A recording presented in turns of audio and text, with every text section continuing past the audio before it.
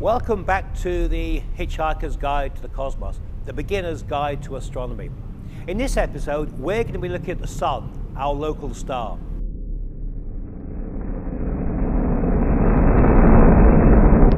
Now, the Sun is a pretty ordinary star. It's just like all the stars we see in the evening sky. The only difference is, of course, our Sun is much, much closer to us. Now, without the Sun, Earth wouldn't be here. It gives us all the light and heat we need for life to exist here on planet Earth. And because the Sun is such a prominent object in the sky, it's not surprising that in olden times, people used to worship the Sun as a god. Many civilizations have their own various names for the Sun.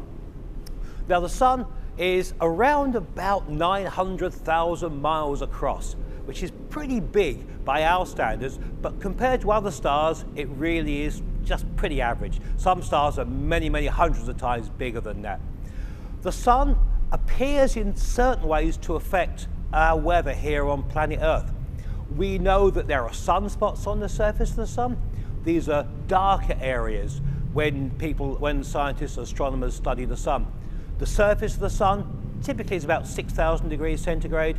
In the middle, it goes up to about 15 million degrees centigrade. But these sunspots are only about 4,500 degrees centigrade, which is why they appear a little bit cooler and darker.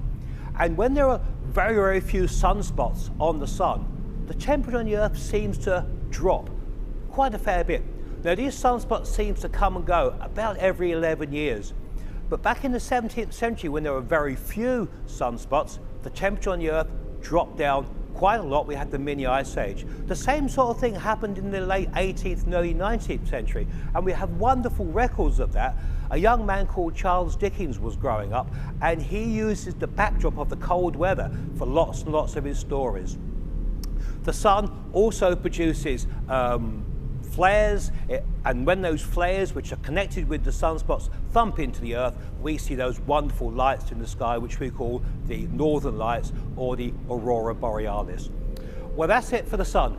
If you have any comments regarding either the Sun or anything else in the solar system, please use our comment section. If you'd like to keep up to date with future programs, then simply subscribe to our channel. But in the meantime, that's it for the Hitchhiker's Guide to the Cosmos. Look forward to seeing you next time. Bye for now.